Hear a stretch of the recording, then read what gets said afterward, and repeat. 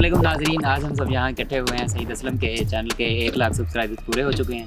ये हमारे अली भाई हैं जो इस सेलिब्रेशन में हमारा मुकम्मल साथ दे रहे हैं। तो आइए पूछते हैं सईद असलम साहब से मिलते हैं और उनसे पूछते हैं कि इस सफ़र इस 1 लाख सब्सक्राइबर तक पहुँचने के सफ़र में उनको किन किन मुश्किलात से गुजरना पड़ा।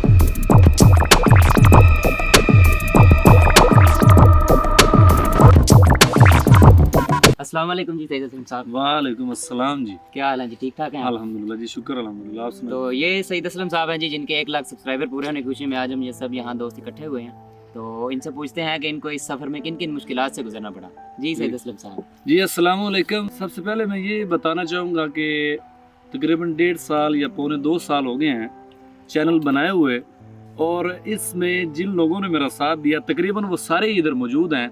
तो मैं चाहूँगा कि एक एक करके सबसे पहले इनका तारुफ करवा दूँ छोटा सा। ये मेहरान अली है, मेरे गांव का दोस्त। ये सुलेमान यूसुफ है, ये हाफिज मुजम्मल है, ये ज़िशान अंजू है, आगे अली सलीम है, आगे शहरयार है, आगे इधर इस तरफ अगर कैमरा करें तो ये मोहसिन साहिल साहब है, और ये आगे जमशेद इजाज, आगे अब्दुल्ला, आगे असदुल्ला, ये छोटे कज़न हैं, और ये दानियाल हैं। और बाकी मैं सईद असलम, और इसके अलावा एक बड़ा पसे पर्दा एक शख्सियत, एक नाम उमर रशीद, वो भी आपको दिखाते हैं थोड़ी देर तक इंशाल्लाह। उमर रशीद जो एडिटर है, जो सारा चैनल हैंडल करता है, असल में बैकबोन है वो इस चैनल की, इस सारे सिस्टम की, सारे सफ़र की। तो उसके मैं बड़ा उसका भी शुक्रगुजार हूँ कि उसने बड़ी हेल्प की, बड़ी सपोर्ट की। तो इन सब दोस्तों का भी शुक्रगुजार हूँ। इसके अलावा सफ़र की बात की है दानियाल ने, तो ये बताऊं कि शुरुआत में बड़ी तकलीफ़, बड़ी मुसीबतें और बड़ी टेंशन थी इस बात की कि पता नहीं ये चीज़ सक्सेस करेगी या नहीं, पता नहीं लोगों को ये चीज़ पसंद आएगी या नहीं, पता नहीं ये चीज़ पूरी अपनी कवरेज करेगी या नहीं। लेकिन मैं फिर इस चीज़ का कायल हो गया कि इंसान को अपना हिस्सा माशरे में, सोसाइटी में, या एक काम करते हुए अपना डाल देना चाहिए, आगे खुदा पे छोड़ देना चाहिए। तो सही साहब, आप कुछ बताना चाहेंगे कि आपको इस शायरी का शौक़ कहाँ से हुआ, किस क्लास में से या किस दौर में से? मैट्रिक में मेरे टीचर थे खालिद महमूद नाज साहब, वो मेरे फेवरेट टीचर रहे थे, अभी भी हैं। तो वो मिसालें, कहावतें और शेर व शायरी सुनाते थे क्लास में, कोई लेक्चर, कोई बात बताते हुए। तो खालिद महमूद नाज साहब ही वो पहला इंसान, वो पहली शख्स हैं जिनकी वजह से मेरी इंटरेस्ट और दिलचस्पी लिटरेचर और अदब से हुई, और मैंने फिर इस चीज़ को आगे इंशाल्लाह जारी रखा। तो आज फिर वो रिज़ल्ट आपके सामने। तो आप अपने चैनल पे मौजूद सबसे अच्छी जो आज तक आपको जिस शायरी ने अट्रैक्ट किया, आपकी शायरी ने तो सब लोगों को अट्रैक्ट किया, लेकिन आपको जिस शायरी ने अट्रैक्ट किया वो ज़रा नाज़रीन को सुनाएं। बहुत सी ऐसी हैं जिन्होंने अट्रैक्ट किया। अब जाहिर सी बात है, जो ज़्यादा वायरल हुई हो या जिस वीडियो से चैनल ग्रो हुआ हो उसी का जिक्र करूँगा। तो वो एक सैफुल्लाह बाजवा साहब का शेर था पंजाबी का, और इसके अलावा शाकर शुजा आबादी की कुछ पोइट्री थी। इसके अलावा कुछ और कलाम थे मियाँ मोहम्मद बख्श साहब के, सूफियाना कलाम, वो कलाम जो समाजी और मुआशरती इश्यूज़ या मसाइल पे डिस्कस करती हैं शायरी जिन लोगों की, वो तकरीबन सारे हिट हुए, सारे वायरल हुए हैं। तो मैं कहता हूँ वही मेरे सारे कलाम जो है ना वो मेरे पसंदीदा भी बन गए थे। जैसा कि जमल कलीम साहब का एक शेर है कि अंदर फिर कड़च ना होवे, अंदर फिर कड़च ना होवे, गैर दा दसिया सच ना होवे, मौत ते वादा कोई नहीं भुलदा, बंदा असलों खच ना होवे।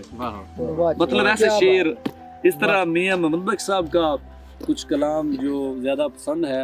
वो कहते हैं कि कल्ला हाथ कुछ कर नहीं सकता, कल्ला हाथ कुछ कर नहीं सकता, ते एक दूजे नु धोवे, तू किसे दा हो मुहम्मद, तेरा भी कोई होवे। पंजाबी गल करांगे क्योंकि मेरा ज़्यादा कलाम ज़्यादा कम पंजाबी अच्छे, ते दूसरे नंबर ते इस पंजाबी अच्छे गल करन लगे हैं, पंजाबी शायरी करन लगे हैं, रिकॉर्डिंग करन लगे हैं, पंजाबी नूं प्रमोट करन लगे हैं। अल्हम्दुलिल्लाह अल्हम्दुलिल्लाह बड़ी खुशी हुंदी है क्योंकि माँ बोली है।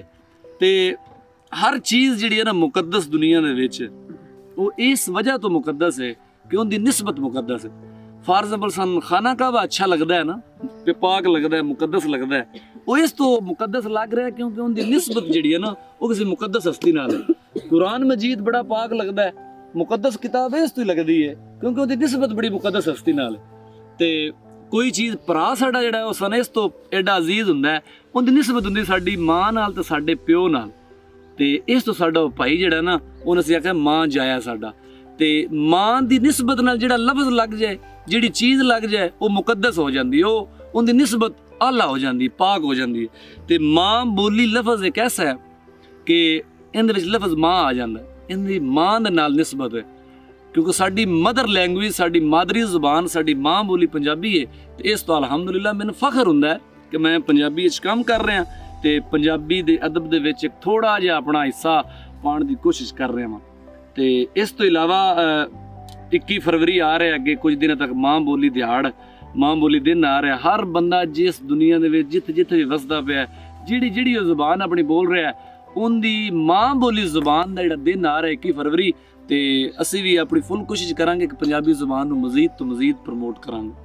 ਤੇ ਤੁਸੀਂ ਵੀ ਸਾਰਿਆਂ ਨੇ ਇਹ ਗੁਜ਼ਾਰਿਸ਼ ਹੈ ਕਿ ਪੰਜਾਬੀ ਬੋਲਣ ਲੱਗਿਆ ਜਾਂ ਆਪਣੀ ਮਾਂ ਬੋਲੀ ਬੋਲਣ ਲੱਗਿਆ ਜ਼ਰਾ ਵੀ ਹਿਚਕਚਾਓ ਨਾ, ਡਰੋ ਨਾ, ਸ਼ਰਮ ਨਾ ਮਹਿਸੂਸ ਕਰੋ, ਬਲਕਿ ਫਖਰ ਨਾ ਲਾਗੋ ਕਿ ਮੈਂ ਪੰਜਾਬੀ ਬੋਲਦਾ। ਅੱਛਾ, ਇਸ ਤੋਂ ਇਲਾਵਾ ਕੁਝ ਪੰਜਾਬੀ ਦੇ ਬਾਰੇ ਤੁਹਾਨੂੰ ਗੱਲ ਦੱਸ ਰਿਹਾ ਕਿ ਮੇਰਾ ਪੰਜਾਬੀ ਜ਼ਿਆਦਾ ਕੰਮ ਹੈ, ਤੇ ਪੰਜਾਬੀ ਦੇ ਦੋ ਸ਼ੇਰ ਸੁਣਾਵਾਂਗਾ। ਤੇ ਜਮਲ ਕਲੀਮ ਸਾਹਿਬ ਨੇ ਗਜ਼ਲ ਕਹਿੰਦੇ ਨੇ ਕਿ ਕਿਹੜਾ ਹੱਥ ਨਹੀਂ ਜਰਦਾ ਮੈਂ, ਕਿਹੜੀ ਸਾਹ ਨਹੀਂ ਮਰਦਾ ਮੈਂ, ਹੱਸਣ ਵਾਲੀ ਗੱਲ ਤੇ ਵੀ ਹੱਸ ਨਹੀਂ ਸਕਿਆ, ਡਰਦਾ ਮੈਂ ਕਿਸਮਤ ਲੁੱਟਣ ਆਈ ਸੀ, ਕਰਦਾ ਤੇ ਕੀ ਕਰਦਾ ਮੈਂ, ਓਏ ਖੁਦ ਮਰਿਆ ਵਾਂ ਤੇਰੇ ਤੇ ਇਥੋਂ ਨਹੀਂ ਸਾ ਮਰਦਾ ਮੈਂ। ਵਾਹ ਜੀ ਤੀਮਲ। ਇਸ ਤੋਂ ਇਲਾਵਾ ਮੈਂ ਸਾਰੇ ਸ਼ਾਇਰਾਂ ਥੋੜਾ ਡਿਸਕਸ ਕਰਾਂਗਾ ਕਿ ਜਿਨ੍ਹਾਂ ਸ਼ਾਇਰਾਂ ਦਾ ਕਲਾਮ ਪੜ੍ਹ ਕੇ ਮੈਂ ਇਸ ਮੁਕਾਮ ਤੱਕ ਪਹੁੰਚਿਆ, ਕਿਉਂਕਿ ਉਹ ਸ਼ਾਇਰ ਨਾ ਲਿਖਦੇ ਤੇ ਸ਼ਾਇਦ ਮੈਂ ਨਾ ਇਤਨਾ ਪੜ੍ਹਦਾ। ਅਕਰਮ ਰਿਆਨ ਸਾਹਿਬ ਦਾ ਨਾਮ ਜ਼ਰੂਰ ਲਵਾਂਦਾ, ਉਹਨਾਂ ਦੀ ਚਾਹ ਵਾਲੀ ਗਜ਼ਲ ਬੜੀ ਮਸ਼ਹੂਰ ਹੋਈ। ਇੱਕ ਮੈਂ ਫਿੱਕੀ ਚਾਹ ਨਹੀਂ ਪੀਂਦਾ, ਦੂਜਾ ਠੰਡੀ ਚਾਹ ਨਹੀਂ ਪੀਂਦਾ, ਜਿਹੜੀ ਚਾਹ ਵਿੱਚ ਚਾਹ ਨਾ ਹੋਵੇ ਜੀ ਮੈਂ ਐਸੀ ਚਾਹ ਨਹੀਂ ਪੀਂਦਾ। ਜਾਂ ਤੇ ਚਾਹ ਹੀ ਛੱਡ ਦਿੱਤੀ ਸੂ, ਜਾਂ ਫਿਰ ਸਾਡੀ ਚਾਹ ਨਹੀਂ ਪੀਂਦਾ। ਕੱਲਾ ਬਹਿ ਕੇ ਚਾਹ ਪੀਣਾ ਵਾ, ਪਰ ਮੈਂ ਕੱਲੀ ਚਾਹ ਨਹੀਂ ਪੀਂਦਾ। ਤੇਰੀ ਚਾਹ ਕੋਈ ਵੱਖਰੀ ਚਾਹ ਹੈ, ਜਾ ਮੈਂ ਤੇਰੀ ਚਾਹ ਨਹੀਂ ਪੀਂਦਾ। क्या बात। ਤੇ ਇਸ ਤੋਂ ਇਲਾਵਾ ਹਕੀਮ ਅਹਿਮਦ ਨਈਮ ਅਰਸ਼ਦ ਸਾਹਿਬ ਦਾ ਕਾਫੀ ਕਲਾਮ ਪੜਿਆ, ਉਹਨਾਂ ਦੀ ਬੜੀ ਮਸ਼ਹੂਰ ਸ਼ੇਰ ਹੈ ਹਕੀਮ ਅਹਿਮਦ ਨਈਮ ਅਰਸ਼ਦ ਸਾਹਿਬ ਦਾ, ਕਿ ਕਹਿੰਦੇ ਨੇ ਕਿ ਵੇਖ ਲੈ ਸਜਣਾ ਮੇਰੀਆਂ ਗੱਲਾਂ, ਰੱਬ ਦੇ ਨਾਲ ਵੀ ਤੇਰੀਆਂ ਗੱਲਾਂ। ਤੇ ਇਸ ਤੋਂ ਇਲਾਵਾ ਸੈਫੁੱਲਾ ਬਾਜਵਾ ਸਾਹਿਬ, ਉਹਨਾਂ ਦੀ ਬੜੇ ਕਲਾਮ ਪੜੇ ਨੇ, ਤੇ ਉਹਨਾਂ ਦੇ ਵੀ ਇੱਕ ਸ਼ੇਰ ਤੁਹਾਨੂੰ ਸੁਣਾਵਾਂਗਾ। ਕਹਿੰਦੇ ਨੇ ਕਿ ਇਹਦੀ ਲਾਪਰਵਾਹੀ ਦੇ ਕਿਆ ਕਹਿਣੇ, ਵਾਜਾਂ ਮੌਤ ਨੂੰ ਮਾਰਦੀ ਜ਼ਿੰਦਗੀ ਏ, ਬਿਨਾਂ ਯਾਦ ਸਰਕਾਰ ਦੀ ਸੈਫ ਸਾਈਆਂ ਕਿਸੇ ਕੰਮ ਨਾ ਕਾਰ ਦੀ ਜ਼ਿੰਦਗੀ ਏ। ਤੇ ਕਾਦੇ ਫਖਰ ਤੇ ਮਾਣ ਨਦਾਨ ਕਰੀਏ, ਦਿਨ 2 ਜਾਂ 4 ਦੀ ਜ਼ਿੰਦਗੀ ਏ, ਅਸਾਂ ਨਹੀਂ ਗੁਜ਼ਾਰਿਆ ਜ਼ਿੰਦਗੀ ਨੂੰ, ਸਾਨੂੰ ਪਈ ਗੁਜ਼ਾਰਦੀ ਜ਼ਿੰਦਗੀ ਏ। ਤੇ ਇਸ ਤੋਂ ਇਲਾਵਾ ਗੋਹਰ ਵਰਿਆ ਸਾਹਿਬ ਦਾ ਕਲਾਮ ਪੜ੍ਹ ਕੇ ਬੜਾ ਕਲਾਮ ਵਾਇਰਲ ਹੋਇਆ, ਉਹਨਾਂ ਦੇ 2 ਸ਼ੇਰ ਤੋਂ ਸੁਣਾਵਾਂਗਾ। ਕਹਿੰਦੇ ਨੇ ਕਿ ਦਿਲ ਵਿੱਚ ਹੋਇਆ ਸ਼ੋਰ ਫੜ ਲਿਆ, ਅੱਜ ਨੈਣਾ ਨੇ ਚੋਰ ਫੜ ਲਿਆ, ਬੀਬਾ ਸੱਜਣ ਪੀਰ ਤੇ ਨਹੀਂ ਨਾ, ਇੱਕ ਛੱਡਿਆ ਤੇ ਹੋਰ ਫੜ ਲਿਆ। ਇਸ ਤੋਂ ਇਲਾਵਾ ਗੁਲਾਮ ਬਾਸ ਨਜਮ ਸਾਹਿਬ ਦਾ ਇੱਕ ਸ਼ੇਰ ਸੁਣਾਵਾਂਗਾ। ਗੁਲਾਮ ਬਾਸ ਨਜਮ ਸਾਹਿਬ ਕਹਿੰਦੇ ਨੇ ਕਿ ਇੱਥੇ ਜਿਸ ਦਾ ਨਾਂ ਹੁੰਦਾ ਹੈ ਉਹਦਾ ਚਿੱਟਾ ਕਾਂ ਹੁੰਦਾ ਹੈ, ਪਿਓ ਵਿੱਚ ਵੀ ਹੁੰਦੀ ਹੈ ਮਮਤਾ, ਮਤਲਬ ਪਿਓ ਵੀ ਮਾਂ ਹੁੰਦਾ ਹੈ। ਇਸ ਤੋਂ ਇਲਾਵਾ ਹੋਰ ਬਹੁਤ ਸਾਰੇ ਸ਼ਾਇਰ ਨੇ, ਤਜਮਲ ਕਲੀਮ ਸਾਹਿਬ ਹੋ ਗਏ, ਸ਼ਾਕਰ ਸ਼ੁਜਾ ਆਬਾਦੀ ਹੋ ਗਏ। ਸ਼ਾਕਰ ਸ਼ੁਜਾ ਆਬਾਦੀ ਦਾ ਵੀ ਇੱਕ ਸ਼ੇਰ ਤੁਹਾਨੂੰ ਸੁਣਾਵਾਂਗਾ ਕਿ ਕਹਿੰਦੇ ਨੇ ਕਿ 72 ਹੂਰ ਦੇ ਬਦਲੇ ਗੁਜ਼ਾਰਾ ਹਿੱਕ ਤੇ ਕਰ ਗਿਣਸੂ, 71 ਹੂਰ ਦੇ ਬਦਲੇ ਅਸਾਂ ਕੋ ਰੱਜ ਕੇ ਰੋਟੀ। ਇਸ ਤੋਂ ਇਲਾਵਾ ਕੁਝ ਉਰਦੂ ਦੇ ਸ਼ਾਇਰ ਨੇ, ਜਿਸ ਤਰ੍ਹਾਂ ਅਜ਼ਹਰ ਫਿਰਾਕ ਸਾਹਿਬ ਉਹਨਾਂ ਦਾ ਸ਼ੇਰ ਹੈ।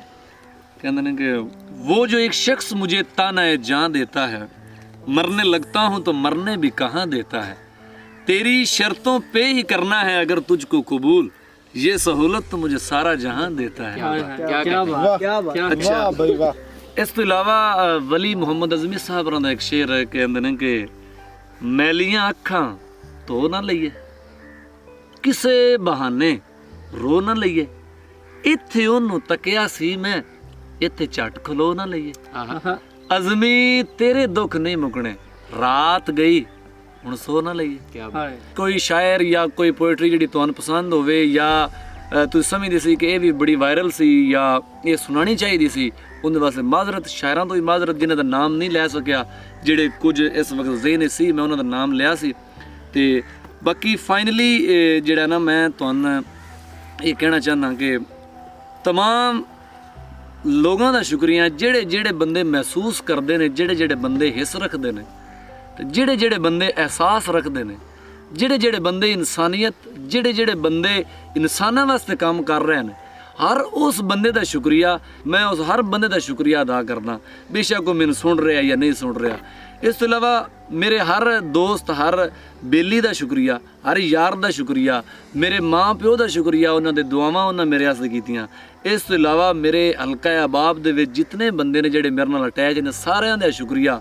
ਸਭ ਤੋਂ ਜ਼ਿਆਦਾ ਸ਼ੁਕਰੀਆ ਤੁਹਾਡੇ ਵੇਖਣ ਵਾਲਿਆਂ ਦਾ ਕਿ ਤੁਸੀਂ ਨਾ ਹੁੰਦੇ, ਤੁਸੀਂ ਨਾ ਵੇਖਦੇ ਤੇ ਮੈਂ ਕੀ ਸੀ। ਤੇ ਤੁਹਾਡੇ ਸਾਰੇ ਵਿਊਅਰਸ ਦਾ ਸ਼ੁਕਰੀਆ, ਸਬਸਕ੍ਰਾਈਬਰਸ ਸਭ ਦਾ ਸ਼ੁਕਰੀਆ ਕਿ ਉਹਨਾਂ ਇਤਨੀ ਸਪੋਰਟ ਕੀਤੀ, ਇਤਨੀ ਹੈਲਪ ਕੀਤੀ, ਇਤਨੀ ਸਾਡੇ ਨਾਲ ਮੁਹੱਬਤ ਕੀਤੀ।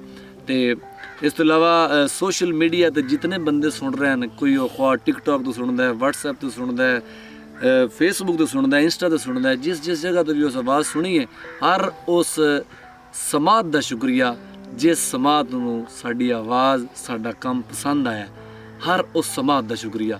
ਤੇ ਆਖਰ ਤੇ ਅੱਲਾ ਰੱਬੁਲ ਇੱਜ਼ਤ ਦਾ ਸ਼ੁਕਰੀਆ ਕਿ ਜਿਸ ਇਤਨੀ ਹਿੰਮਤ ਦਿੱਤੀ, ਜਿਸ ਇਤਨਾ ਹੌਸਲਾ ਦਿੱਤਾ ਕਿ ਇਸ ਕੰਮ ਨੂੰ ਬੜਾ ਮੁਸ਼ਕਿਲ ਮਜ਼ਾਜੀ ਨਾਲ ਲੈ ਕੇ ਟੁਰਨਾ ਹੈ ਤੇ ਇਨ ਪਾਇਆ ਤਕਮੀਲ ਤੱਕ ਲੈ ਕੇ ਜਾਣਾ ਹੈ। तमाम ਦੋਸਤਾਂ ਦਾ ਇੱਕ ਵਾਰੀ ਫਿਰ ਸ਼ੁਕਰੀਆ। ਅੱਲਾ ਹਾਫਿਜ਼ ਜੀ, ਖੁਸ਼ ਰਹੋ, ਸਲਾਮਤ ਰਹੋ। अस्सलामु अलैकुम तमाम ਦੋਸਤਾਂ ਦਾ, तमाम ਸਬਸਕ੍ਰਾਈਬ ਕਰਨ ਵਾਲਿਆਂ ਦਾ ਤੇ तमाम ਲਾਈਕਸ ਕਰਨ ਵਾਲਿਆਂ ਦਾ, तमाम ਵੇਖਣ ਵਾਲਿਆਂ ਦਾ, ਵਿਊਅਰਸ ਦਾ।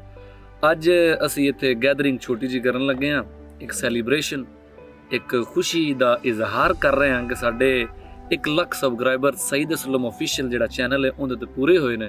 ਤੇ ਮੈਂ ਇਹ ਦੱਸਣਾ ਚਾਹੁੰਦਾ ਕਿ ਆਵਾਜ਼, ਮੈਂ ਸਈਦ ਅਸਲਮ ਆਵਾਜ਼ ਤੇ ਮੇਰੀ ਹੁੰਦੀ ਸੀ, ਲੇਕਿਨ ਉਸ ਆਵਾਜ਼ ਦੇ ਵਿੱਚ ਮਜ਼ੀਦ ਨਿਖਾਰ, ਮਜ਼ੀਦ ਖੂਬਸੂਰਤੀ ਜਿਹੜਾ ਬੰਦਾ ਪਾਉਂਦਾ ਸੀ, ਜਿਹੜਾ ਆਪਣੀ ਐਡੀਟਿੰਗ ਦੇ ਰਾਹੇ, ਜਿਹੜੇ ਆਪਣੇ ਐਡੀਟਿੰਗ ਤੇ ਆਪਣੇ ਇੱਕ ਜਿਹੜਾ ਟੈਕਨੀਕਲ ਟੈਲੈਂਟ ਹੈ ਉਹਨਾਂ ਕੋਲ IT ਦੇ ਰਿਲੇਟਡ, ਜਿਹੜਾ ਬੰਦਾ ਉਸ ਟੈਲੈਂਟ ਦੇ ਜ਼ਰੀਏ, ਐਡੀਟਿੰਗ ਦੇ ਜ਼ਰੀਏ ਉਸ ਵੀਡੀਓ ਦੇ ਵਿੱਚ ਖੂਬਸੂਰਤੀ ਪਾਉਂਦਾ ਸੀ, ਅੱਜ ਮੈਂ ਉਸ ਬੰਦੇ ਨਾਲ ਤੁਹਾਨੂੰ ਮਿਲਾਵਾਂਗਾ।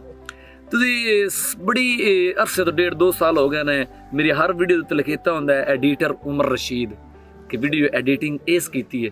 ਅੱਜ ਉਮਰ ਰਸ਼ੀਦ ਨਾਲ ਤੁਹਾਨੂੰ ਮਿਲਾਣਾ ਹੈ ਸਪੈਸ਼ਲੀ। ਅੱਜ ਇੱਕ ਤੇ ਵੀ ਬੜੀ ਖੁਸ਼ੀ ਹੈ ਕਿ 1 ਲੱਖ ਸਬਸਕ੍ਰਾਈਬਰ ਹੋਇਆ, ਤੁਹਾਡਾ ਸਾਰਿਆਂ ਦਾ ਸ਼ੁਕਰੀਆ। ਦੂਸਰੇ ਨੰਬਰ ਤੇ ਇੱਕ ਸਰਪ੍ਰਾਈਜ਼ ਵੀ ਹੈ। ਸਰਪ੍ਰਾਈਜ਼ ਇਸ ਵਾਸਤੇ ਕਈ ਬੰਦੇ ਐਡੀਟਿੰਗ ਦੇ ਬਾਰੇ ਪੁੱਛਦੇ ਨੇ ਕਿ ਇਤਨੀ ਅੱਛੀ ਐਡੀਟਿੰਗ ਕੌਣ ਕਰਦਾ, ਤੇ ਅੱਜ ਮੈਂ ਤੁਹਾਨੂੰ ਮਿਲਾਵਾਂਗਾ ਉਮਰ ਰਸ਼ੀਦ ਨਾਲ, ਜਿਹੜਾ ਪੱਸੇ ਪਰਦਾ ਰਹਿ ਕੇ ਚੈਨਲ ਦੀ ਬੈਕਬੋਨ। ਤੇ ਇਹ ਜੀ ਉਮਰ ਰਸ਼ੀਦ ਨੇ, ਬੜੇ ਅਜ਼ੀਜ਼ ਨੇ, ਬੜੇ ਦੋਸਤ ਨੇ, ਇਹਨਾਂ ਐਡੀਟਿੰਗ ਕੀਤੀ ਹੈ ਤੇ ਅੱਜ ਤੱਕ ਵੀ ਇਹੀ ਕਰ ਰਹੇ ਨੇ, ਚੈਨਲ ਨੂੰ ਸਾਰਾ ਹੈਂਡਲ ਇਹ ਕਰਦੇ ਨੇ, ਟੈਕਨੀਕਲ ਇਸ਼ੂਜ਼ ਦੇ ਵਿੱਚ ਸਾਰਾ ਕੰਮ ਇਹ ਕਰਦੇ ਨੇ। ਤੇ ਉਮਰ ਰਸ਼ੀਦ ਸਾਹਿਬ ਵੀ ਤੁਹਾਨੂੰ ਕੁਝ ਕਹਿਣਾ ਚਾਹੁੰਦੇ ਨੇ ਤੇ ਇਹਨਾਂ ਦੀ ਇੱਕ ਵਾਰ ਤੁਸੀਂ ਅਰਜ਼ੀ ਤੇ ਇਹਨਾਂ ਦੀ ਇੱਕ ਵਾਰੀ ਗੱਲ ਸੁਣ ਲਓ। अस्सलाम वालेकुम फ्रेंड, तो उम्मीद करता हूँ सब आप खैरियत से होंगे और अल्लाह का लाख लाख शुक्र है कि हमारे जो है आज की डेट के अंदर 1 लाख सब्सक्राइबर कंप्लीट हो गए हैं। और इसी सूरत में हमने जो है एक छोटी सी गैदरिंग रखी है, दोस्तों के साथ पार्टी कर रहे हैं और हमने सोचा कि आपको भी शरीक करना चाहिए इसके अंदर, क्योंकि आप भी हमारी एक फैमिली का हिस्सा हैं। बिल्कुल, कोई शक नहीं। और आपकी ही सपोर्ट की वजह से, आपकी ही दुआओं की वजह से और आपकी इतनी मोहब्बत की वजह से हम इस मुकाम पे पहुँचे हैं कि हमारे 1 लाख सब्सक्राइबर कंप्लीट हो चुके हैं। बिल्कुल। हमारे चैनल में काफ़ी मुश्किलात आई और इसमें जो है काफ़ी चीज़ें जो है हमें फेस करना पड़ी। और साथ ही साथ आप दोस्तों का बहुत शुक्रिया जो मुझे बताते रहे कि भाईजान आपकी एडिटिंग में ये चीज़ जो है ये ठीक नहीं है, और हम उसको बेहतर करते रहे। और आपके बेहतर करने में जो है हेल्प जो है उसकी वजह से ही हमारी जो है ये चीज़ें इतनी अच्छी हो पाई हैं और इस मुकाम पे पहुँचे हैं। तो आप सबका बहुत बहुत शुक्रिया और दुआओं में याद रखें और चैनल को सब्सक्राइब करें और ऐसे ही हमें प्यार करते रहें। थैंक यू, बहुत शुक्रिया जी, ओके, अल्लाह हाफिज़।